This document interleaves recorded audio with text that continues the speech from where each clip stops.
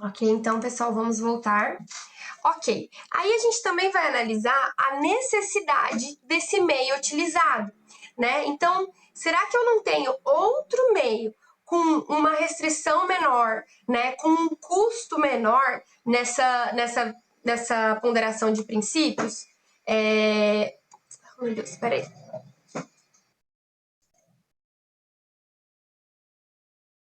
Desliguei aqui a tomada sem querer. Então, eu vou analisar a necessidade desse meio. Então, eu vou observar, olha, não há outro meio, esse é o único meio capaz ali de atingir aquela finalidade e não há outro meio, não tem outra opção.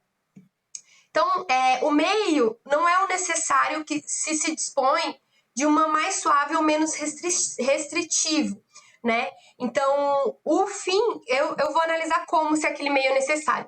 Eu vou analisar se aquela finalidade não pode ser alcançada de outra maneira que afete menos o indivíduo e toda a norma, né? Lembrando que no direito a gente não fala se existe uma norma boa ou ruim, né? A gente fala se existe uma norma constitucional ou inconstitucional, de acordo com os princípios ou que viole os princípios, né? Então eu vou observar. A única forma de atingir essa finalidade violando esse interesse, ele é maior, não existe outra forma. Então, esse exemplo que a gente está vivendo hoje em dia é muito claro, né? Então, nós estamos vivendo um período que a gente tem o nosso princípio da nossa liberdade restringido. Mas quando a gente observa, né, para se garantir o interesse público de acesso à saúde, né, de promoção da saúde pública, tendo em vista que a gente não tem uma rede, né, não só a gente, mas todos, nenhum país do mundo tem uma estrutura de saúde que comporte um fluxo, se todas as pessoas ficarem doentes ao mesmo tempo, então se faz necessário você violar esse direito de ir e vir, né, esse direito à liberdade de locomoção em razão de um motivo maior. É igual, por exemplo, o uso das máscaras hoje em dia. Então, eu estou violando também a liberdade do indivíduo de escolher, né, como se portar na rua? De certo modo, sim. Porém, há um interesse maior por trás. Então, eu vou observar. Para que eu atinja esse interesse de diminuir as chances de contágio dessa população e de garantir essa saúde dessa comunidade, dessa população, eu preciso, então, determinar uma norma para que haja essa diminuição, para que eu atinja esse interesse coletivo, né? Esse interesse de saúde coletiva. Então, eu imponho essa norma por ser a maneira menos danosa para aquela situação. É muito mais danoso eu não impor essa norma de uso de máscara em locais públicos fechados, limitar, por exemplo, o número de pessoas dentro de locais fechados. É muito mais danoso eu não impor essa norma e correr o risco de colocar aquelas pessoas em risco de infecção simplesmente pela mera liberdade de escolha, né? Acho que todo mundo aqui já ouviu aquele ditado de a minha liberdade termina, né? O meu direito termina quando começa o do outro. Então a gente vive numa sociedade que tem interesses maiores.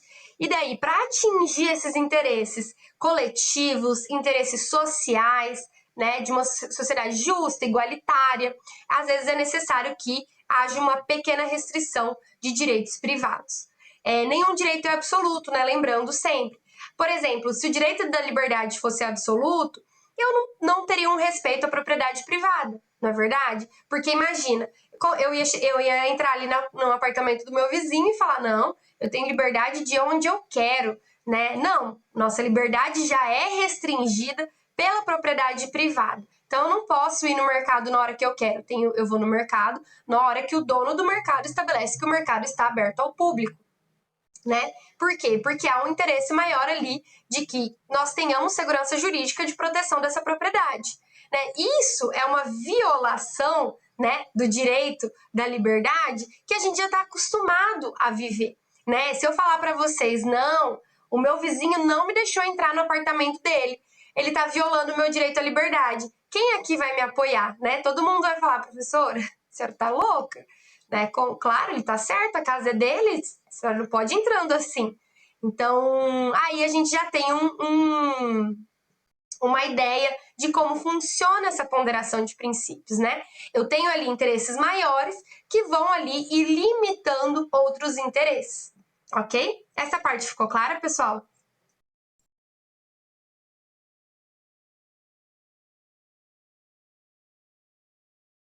Pessoal?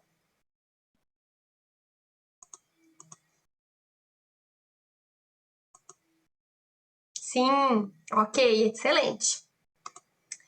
Então, ok. Essa ponderação ou proporcionalidade em sentido estrito. Então, quando vocês forem aplicar essa técnica da ponderação, vocês têm que levar em conta a intensidade e a importância de intervenção de um direito fundamental, né? Então, embora frequentemente a gente faça essa análise no nosso dia a dia, existem alguns casos que a gente não tem essa necessidade de uma ponderação. Então, por exemplo, se eu falar para vocês, o meu vizinho não quer me deixar entrar na casa dele, está violando o meu direito à liberdade. Não há necessidade de uma ponderação nesse caso, porque a gente já sabe, né, que há nessa relação ali, que existem normas, né, já existem normas concretas que protegem o direito dele de propriedade, então não há essa necessidade de intervenção. Mas quando eu falo em momentos inéditos, por exemplo, hoje em dia, né, o momento que nós estamos vivendo, até que ponto que essa liberdade pode ser mitigada, que essa liberdade pode ser restringida em função do interesse público. Então, primeiro vocês vão observar qual a intensidade e qual a importância de eu trazer para essa discussão um princípio, um direito fundamental, né? Então, quanto mais intensa, né? Essa é uma ponderação do próprio Tribunal Constitucional Alemão, né? De onde vem o Robert Alexy, da Alemanha. Então, o Tribunal Alemão, ele traz uma regra, né, que quanto mais intensa se revelar a intervenção de um direito fundamental, maiores, né, onde se revelar, maiores serão os fundamentos justificadores dessa intervenção. Então, quanto maior for essa intervenção, mais eu preciso, mais importante será o fundamento dessa intervenção, né? Então, por exemplo, naquele caso das testemunhas de Jeová, esse vai ser um dos casos que eu vou trazer para vocês. Apesar de não ter sido um caso julgado ainda, é um caso muito interessante, tá? Olha o que está em discussão no STF. Já foi declarado uma repercussão geral, mas ainda não foi julgado. Mas olha a discussão. As testemunhas de Jeová não podem, né, pela doutrina deles, não se pode receber uma transfusão de sangue. Aí, ok, isso já está pacificado, já se sabe que os médicos não podem obrigá-los a receber, né? Inclusive podendo arcar ali com eventuais danos psicológicos, caso o hospital, os médicos obriguem essa pessoa a receber um tratamento que ela não quer. Porém, há uma pequena discussão. Uma testemunha, uma pessoa que se recusa, então, a receber essa transfusão de sangue, ela pode exigir passar por um tratamento sabendo dos riscos de não se efetivar, de não se realizar essa transfusão? Essa discussão começou com que caso? Um rapaz, um senhor, né? Ele precisava fazer uma cirurgia do coração. E daí, para essa cirurgia, eles se prevê ali que pode ter uma perda do sangue, e daí que pode acontecer de ter uma transfusão de sangue. Não é regra, mas assim, maioria dos casos acaba acontecendo essa transfusão. E daí esse senhor falou assim, não, eu quero fazer essa cirurgia, só que eu não quero receber, se precisar de sangue, não é para me dar e eu vou morrer ou suportar as consequências sob o meu próprio risco, né? Então, ele assumindo os riscos daquele tratamento de saúde sem essa transfusão de sangue. E o hospital se negou, porque o hospital falou assim, olha, a gente não vai colocar você em risco, por mais que você esteja assumindo os riscos, a gente não pode submeter um paciente a um tratamento sabendo ali que o risco de morte dele, né, que não é o recomendado, enfim, seguindo as regras da ética médica. Por ser uma questão de interesse de saúde, né? Nesse caso, aí é isso que está em julgamento no STF. Nesse caso, né, pela liberdade religiosa, ela estaria acima dessa questão de saúde, né, de você colocar um profissional, você poderia obrigar o profissional de saúde a realizar um tratamento, sendo que ele pode não ser eficaz ou ele pode levar aquele paciente a óbito, pelo paciente se negar a aderir a partes do tratamento. Então está em discussão essa questão, né? Se a pessoa, testemunha de Jeová, que se recusa a receber transfusão de sangue, pode obrigar o Sistema Único de Saúde, o SUS, a realizar esses tratamentos, né, alternativos ou com o risco do paciente, caso ele não aceite receber a transfusão. Então, olha que interessante, né? Quanto mais, olha que intenso essa discussão. Como que eu vou justificar? Posso falar, por um lado, eu posso falar, olha, essa pessoa tem sim o direito, ela está assumindo os riscos, e por outro eu tô falando, olha, tá violando ali o direito à saúde, o direito à ética médica, né? Está violando uma série de princípios. Se a pessoa não adere a uma parte do tratamento, ela não pode escolher, né? Eu aceito a primeira parte, a segunda, a terceira eu pulo, vou para a quarta fase do tratamento. Então, há essa discussão. Então, olha aí, a gente tem o direito fundamental à liberdade religiosa, a gente tem o direito à saúde, né? O direito à autonomia, enfim, temos vários direitos aí sendo discutidos e que necessitam de argumentos fortes para que a gente tenha aí uma solução desse caso. Então, você tem que fazer 3 planos. Primeiro, você vai definir a intensidade da intervenção. Então, o grau de insatisfação, né, de um dos princípios. Então, nesse caso, a intensidade do direito à saúde e do direito à liberdade religiosa. Então, quanto esse direito à saúde pode ser violado por essa liberdade religiosa? E depois eu vou definir a importância dos direitos fundamentais que justificam aquela intervenção. Ou seja, a importância de satisfação do princípio oposto, né? Então eu tenho direito à liberdade religiosa, direito à saúde. Qual a importância dos dois, né? Qual a finalidade dos dois? Qual tende a garantir uma vida digna aos dois? Nesse caso, em que dessa cirurgia do coração, um dos argumentos que podem ser utilizados essa pessoa, sem essa cirurgia, ela vai morrer de qualquer jeito? Ou pode ser que sem essa intervenção cirúrgica, ela tenha uma vida com menos qualidade de vida, mas ela tenha uma vida prolongada. Por quê? Será que é justo eu colocar ela num risco de vida, sendo que ela poderia viver ali mais uns 5, 10 anos sem aquela intervenção? Ou será que aquela intervenção é urgente? Olha, se ela não fizer essa intervenção no próximo mês, pode ser que ele não dure aí, mas pode ser que ele não sobreviva, pode ser que a saúde dessa pessoa não se prolongue. Então, eu vou analisar também esses 2 casos. É óbvio, né, que o caso a caso também vai ser analisado, também vai ser estudado.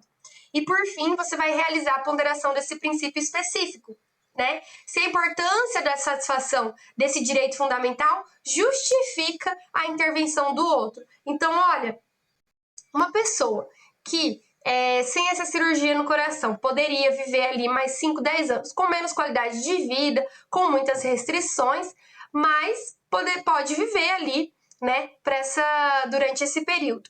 Será que justifica eu mesmo que sob os riscos dela, sob a consciência dela, eu colocar ela numa intervenção cirúrgica em que há alto risco dela perder a sua vida, né, por se recusar a aderir no tratamento? Será que justifica essa intervenção apenas pela sua liberdade religiosa? Então eu vou fazer todos esses questionamentos para que eu consiga então chegar a um denominador final, né? Então aqui tem e daí por fim coloco uma formulazinha, né? Quem achou que não ia estudar matemática no direito, mas não é bem uma matemática, viu, gente? Eu tô brincando. É que assim, o que traz essa formulazinha? Será que a gente tem algum princípio que sempre está à frente do outro?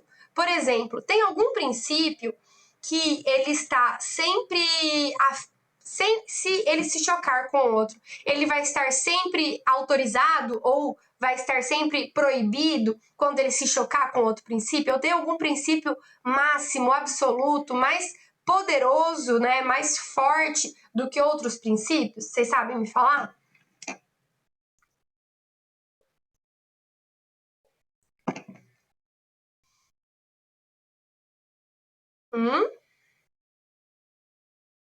Há uma precedência absoluta de um princípio em face do outro?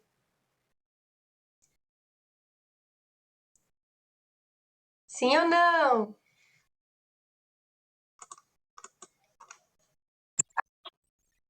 Muito bem. Não tem, gente, porque se eu achasse que tem essa precedência, né? Se eu falasse, olha, o direito à vida ele vai estar sempre à frente de qualquer outro direito.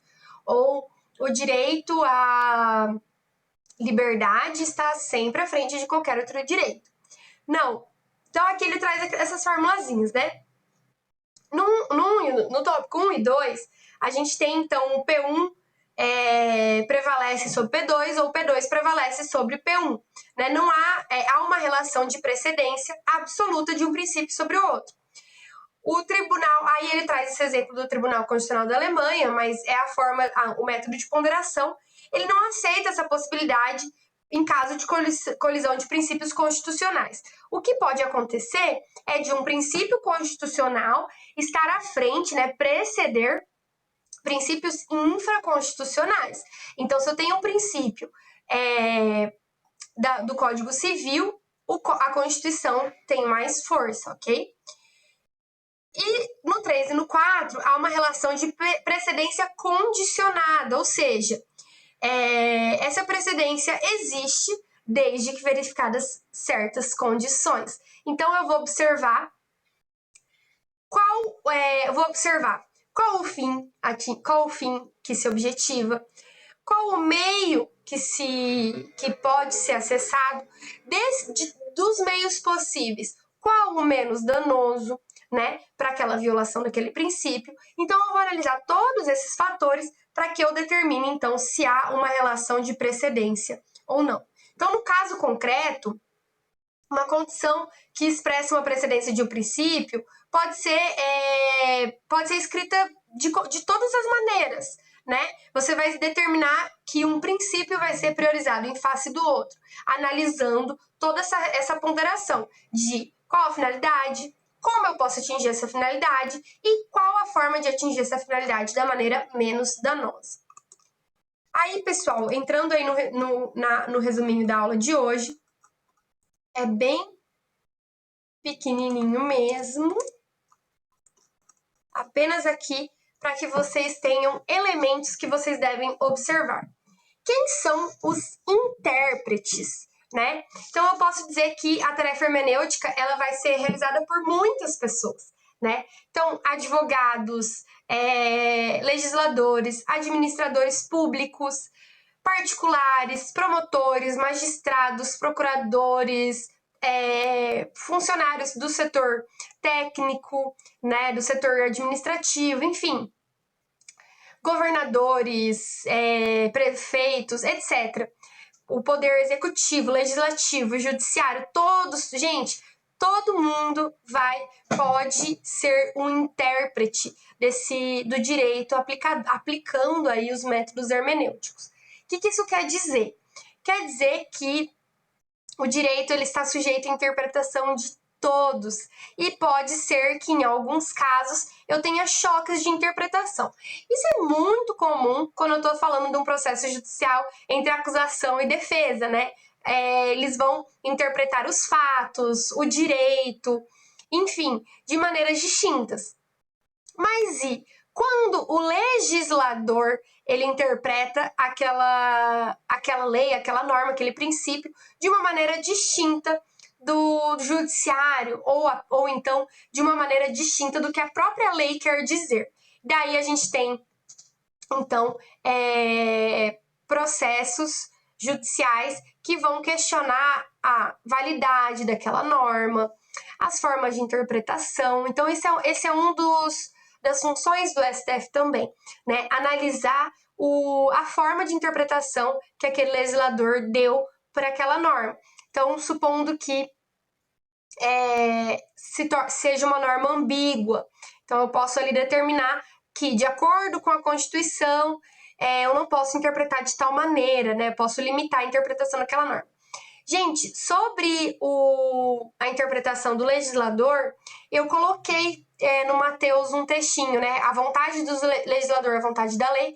Eu coloquei no Mateus e no Drive um texto, acho que é a vontade do legislador, algo assim o nome do texto.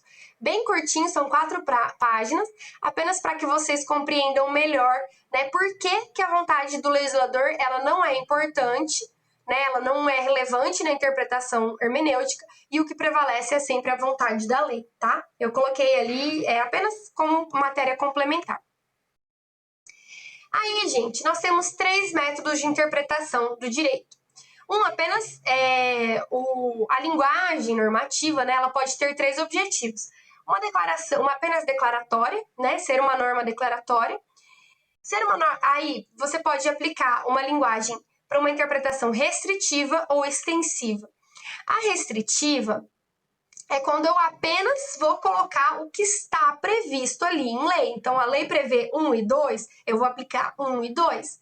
A extensiva é quando eu prevejo quando eu limito as situações de interpretação daquela norma e falo, olha, nesses casos vai se aplicar essa lei. Então, eu vou interpretar amplamente para todos os casos que se apliquem àquela lei. Então, por exemplo, normalmente, quando a gente está falando de restrição de direitos, de limitação da vontade privada, a gente está falando de normas restritivas. Então, se a lei está limitando a vontade privada, você vai interpretar, a lei diz que vai se limitar a vontade privada em tal caso, você vai interpretar que só naqueles casos você pode, então, limitar a vontade privada. Porém, se eu estou ampliando as possibilidades ou dando outras maneiras, né, de se aplicar aquela lei, eu posso interpretar de uma maneira extensiva. Isso não é uma regra, tá, gente? Isso é apenas um dos modos de você analisar se aquela norma é extensiva ou restritiva, mas você tem que sempre discutir a adequação de uma interpretação restritiva, né? Que você vai reduzir o significado daquele preceito jurídico quando você compara com o senso comum da língua. Então, quando eu for analisar o português, eu vou analisar de uma maneira... quando eu for analisar o português daquela norma, eu posso analisar de uma maneira extensiva, trazendo diversos critérios, ou eu posso analisar de uma maneira restritiva, trazendo os pontos específicos. Então, eu vou observar qual que é a finalidade daquela norma. Se aquela norma ela tenta trazer limitações, possibilidades, etc. Mas esses são 2 jeitos que eu posso analisar. No extensivo, na interpretação extensiva, eu trago elementos para aplicação daquela norma que não estão necessariamente escritos naquela norma. Então, eu posso trazer que, por exemplo, por analogia, eu vou aplicar algumas disposições do casamento à união estável. Embora aquela norma preveja que aquilo ali vai se aplicar para o casamento, eu também posso aplicar por analogia à união estável, trazendo uma interpretação extensiva, além do que diz o conteúdo escrito, né, a linguagem da norma.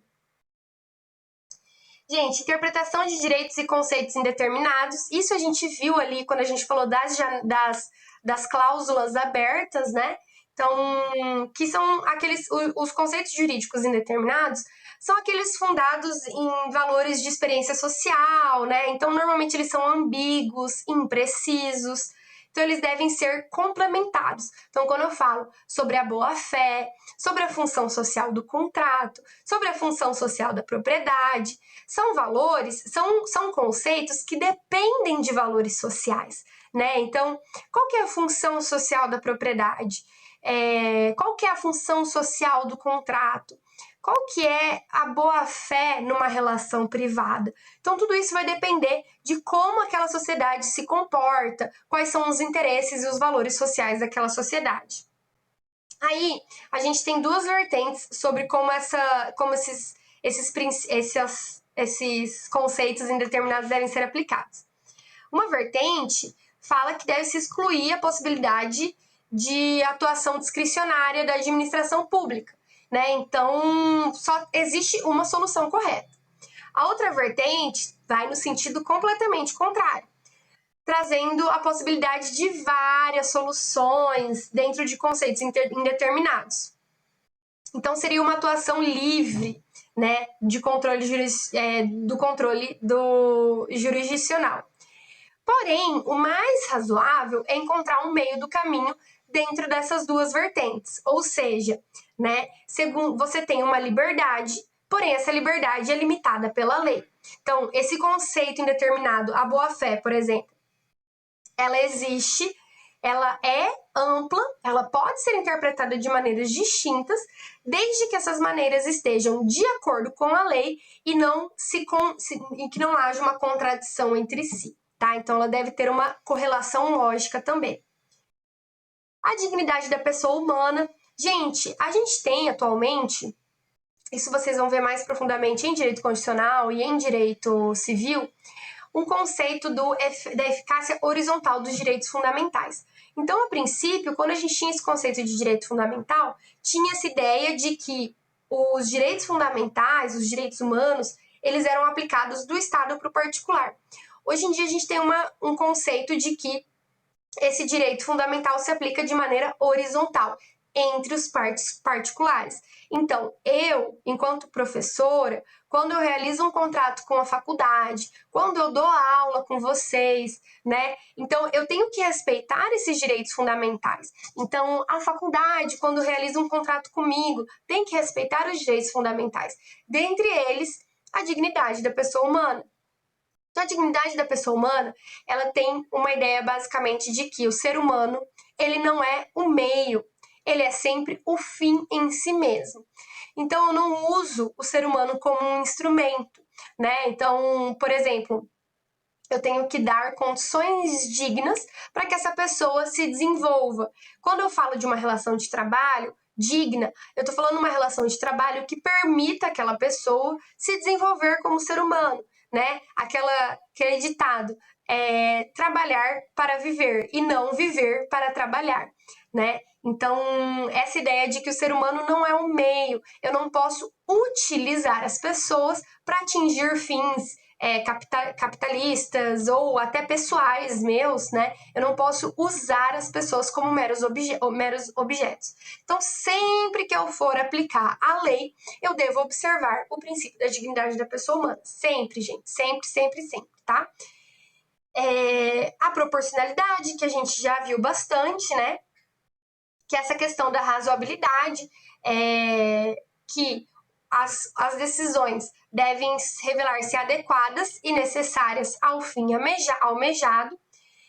E, por fim, aí, para a gente terminar a matéria de hoje, a questão da igualdade, né? Nós temos dois tipos de igualdade. A igualdade material, que é aquela que todos os seres humanos recebem um tratamento desigual ou igual de acordo com a situação, e a igualdade formal, né? Que é a igualdade perante a lei.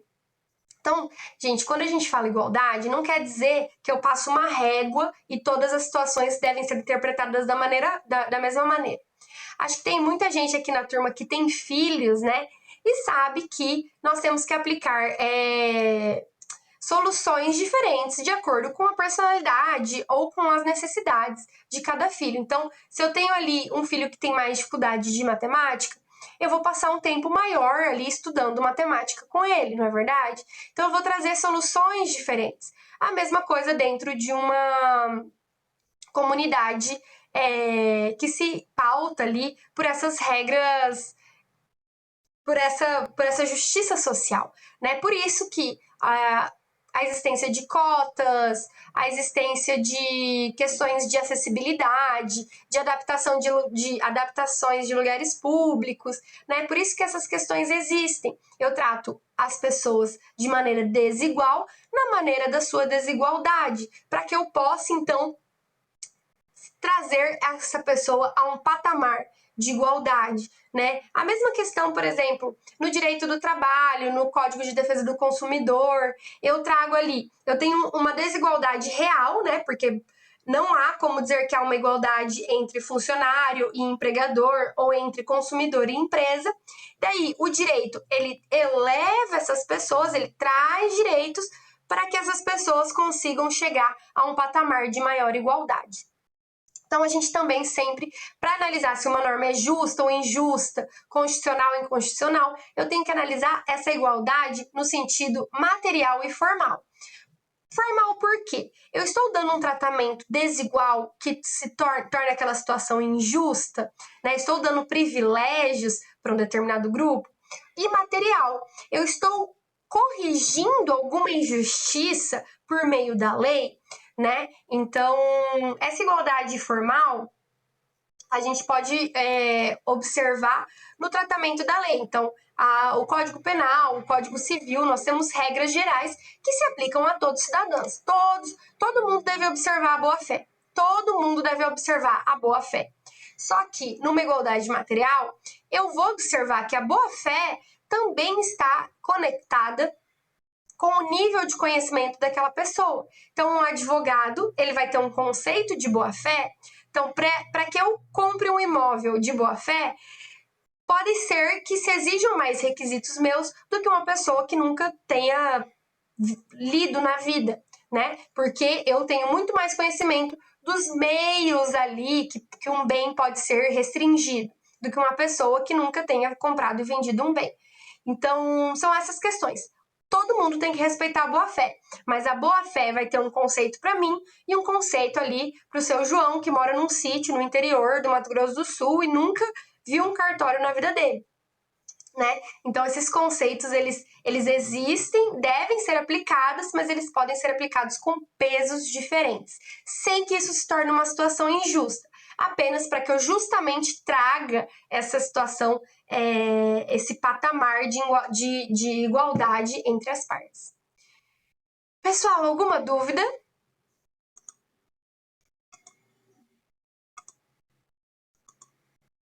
Nada, pessoal, tudo certo. Eu vou colocar, então, é, sim, alguém me perguntou aqui se eu vou passar o que deve... Qual trabalho, gente? A Pamela me perguntou aqui do trabalho. Qual trabalho que você está questionando, Pamela?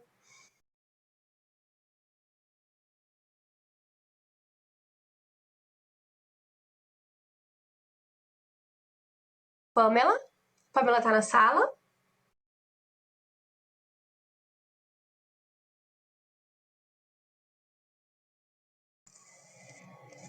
Ela não tá na sala. Tá, então eu vou colocar hoje esses dois casos do STF, trazendo essa análise de proporcionalidade, e daí vocês vão, de acordo com o que vimos até agora na aula, né? Então hoje eu quis terminar a matéria com esses elementos que vocês devem observar.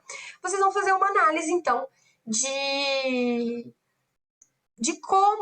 o que foi ponderado, quais princípios estão sendo envolvidos, né? Quais soluções, se o caminho ali sugerido ou encontrado pelo STF, ele realmente ele é o menos danoso ou não. Então, fazer essas análises. Ok, pessoal?